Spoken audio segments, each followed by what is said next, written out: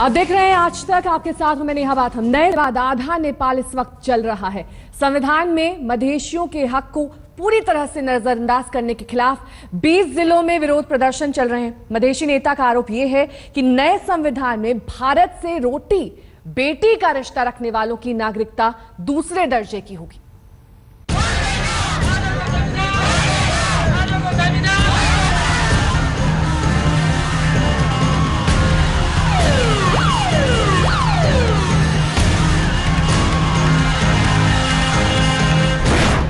चल रहा है नेपाल।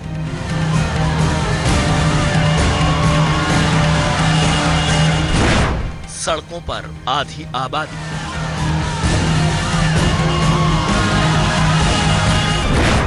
बीस जिलों में विरोध प्रदर्शन।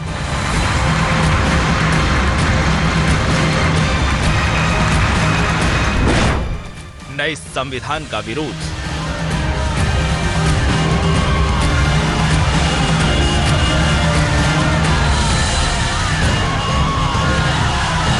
वैसे तो भारत से सटे नेपाल के 20 जिलों में संविधान विरोधी आंदोलन करीब महीने भर से चल रहा था, लेकिन रविवार को नया संविधान लागू होते ही विरोध उग्र हो गया।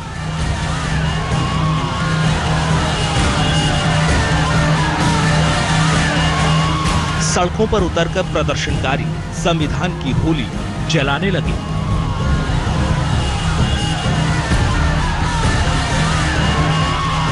जगह जगह पर काले झंडे लहराए जाने लगे।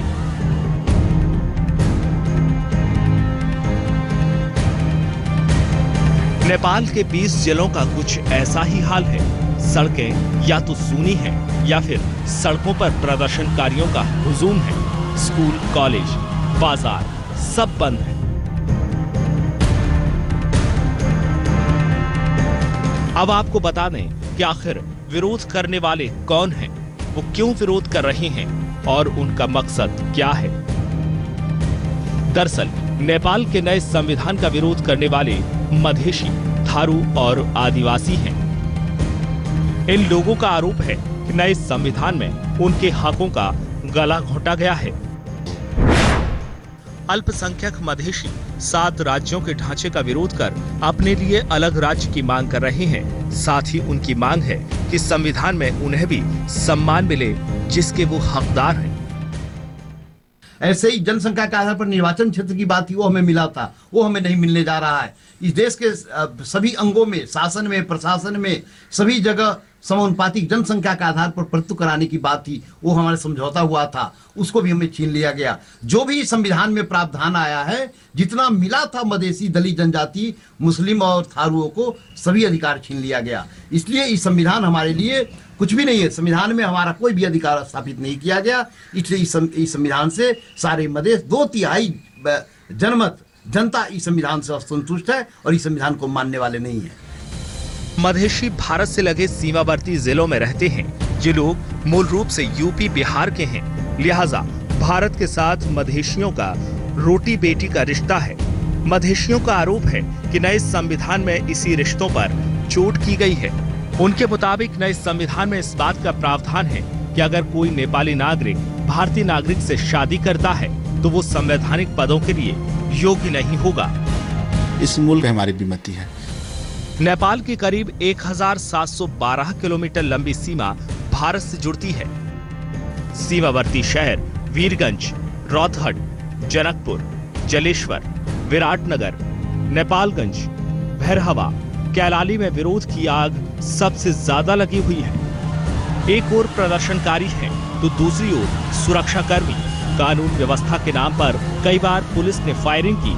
संविधान विरोधी आंदोलन में अब तक पुलिस की गोली से 40 लोगों की मौत हो चुकी है, जबकि 1000 से ज्यादा लोग जख्मी हो गए। कर्फ्यू और निषेधाज्ञा के बीच में नेपाल का नया संविधान तो जारी कर दिया गया है, लेकिन इसे लागू करना एक बड़ी चुनौती सरकार के समक्ष आ रही है। नेपाल के जो दक्षिणी हिस्से हैं, जो यहाँ मधेश का इलाका कहा जाता है, भारत से सटा हुआ इलाका है, वहाँ पे लगातार विरोध प्रदर्शन जारी है। पिछले 1 महीना से यहाँ आम हड़ताल चल रहा है और लोगों का जनजीवन पूरी तरीके से अस्त व्यस्त हो गया है। दहशत का आलम यह है कि हजारों की संख्या में नेपाली लोग भारतीय सीमावर्ती इलाकों में शरण ले रहे हैं। नेपाल से पंकज दास के साथ आज तक ब्यूरो। नए संविधान में जिस तरह से अल्पसंख्यकों और मधेशियों की अनदेखी की गई है, उससे भारत में भी नाराजगी है। प्रधानमंत्री मोदी ने नेपाल की संविधान सभा में ये उम्मीद जताई थी कि नेपाल का नया संविधान सबका साथ, सबका विकास के मर्म को समझेगा।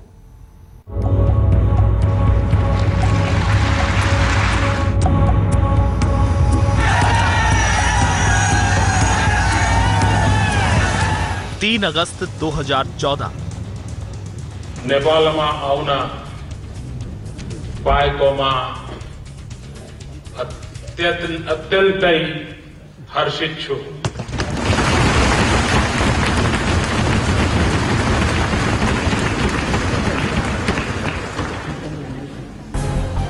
प्रधानमंत्री नरेंद्र मोदी ने संविधान सभा को नेपाली भाषा में संबोधित कर पूरे नेपाल को गदगद कर दिया था।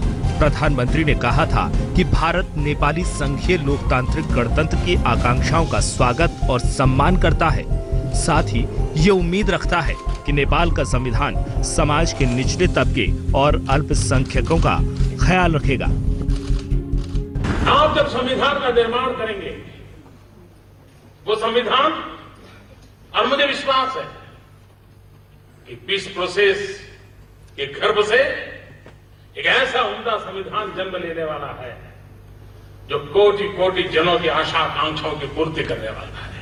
विश्व के सामने नेपाल वो देश बनेगा जब संविधान लेकर के आएगा, वो दुनिया को विश्वास दिलाएगा कि शस्त्रों को छोड़ करके शास्त्र के सहारे भी जीवन को बदला जा सकता है। प्रधानमंत्री के संबोधन के 13 महीने बाद नेपाल का नया संविधान लागू हो गया, लेकिन बड़ा सवाल ये है कि क्या इस संविधान में वो सब बातें हैं जिनकी उम्मीद प्रधानमंत्री नरेंद्र मोदी ने की थी।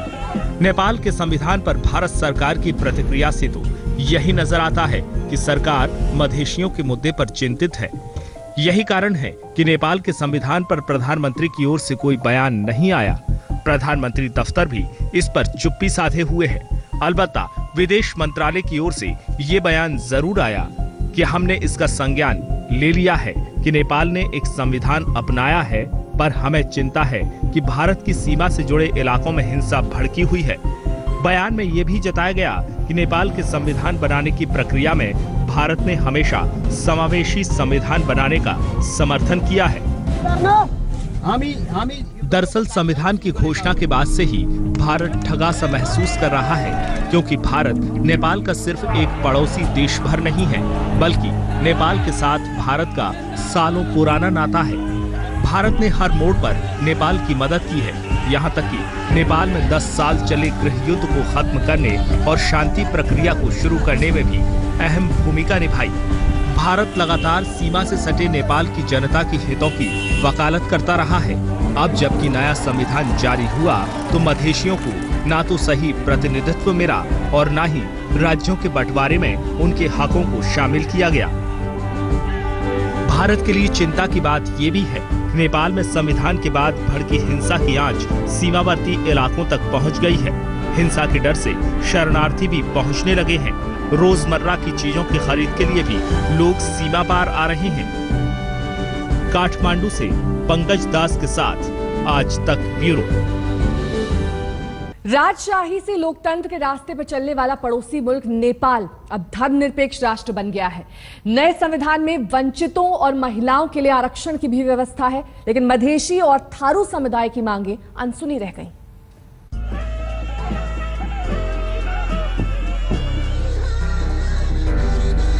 जब नेपाल में इतिहास रचा जा रहा था, उस वक्त देश में 2 तस्वीरें नजर आ रही थी। काठमांडू में संसद के बाहर हजारों लोग जश्न मना रहे थे, तो दूसरी ओर नेपाल के 20 जिलों में लोग संविधान की होली जला रहे थे, विरोध प्रदर्शन कर रहे थे। आखिर ऐसा क्या है नेपाल के संविधान में कि अपने ही देश में आधी आबादी खुशी मना रही है और आधी गुस्से में।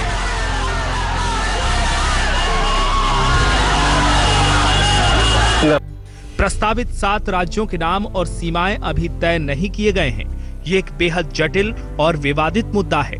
आरक्षण और कोटा व्यवस्था के जरिए वंचित क्षेत्रीय और जातीय समुदायों के सशक्तिकरण की व्यवस्था भी संविधान में की गई है। मूल निवासियों, दलितों और महिलाओं के लिए स्थानीय प्रशासन, प्रांतीय और संघीय सरकार से लेकर हर स्तर पर आरक्षण का प्रावधान किया गया है।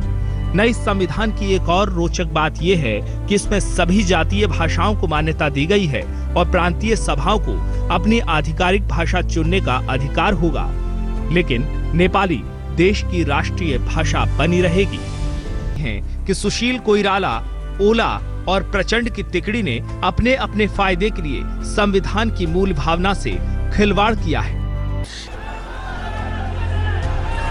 हम आपको बता दें कि साल 2008 में माओवादियों ने संविधान सभा का चुनाव जीतकर देश से राजशाही का खात्मा किया था, लेकिन संविधान सभा नया संविधान बनाने में नाकाम रही थी। साल 2012 में पहली संविधान सभा भंग कर दी गई, फिर दूसरी संविधान सभा का गठन 2013 में किया गया। काठमांडू से पंकज दास के साथ आज तक ब्यूरो।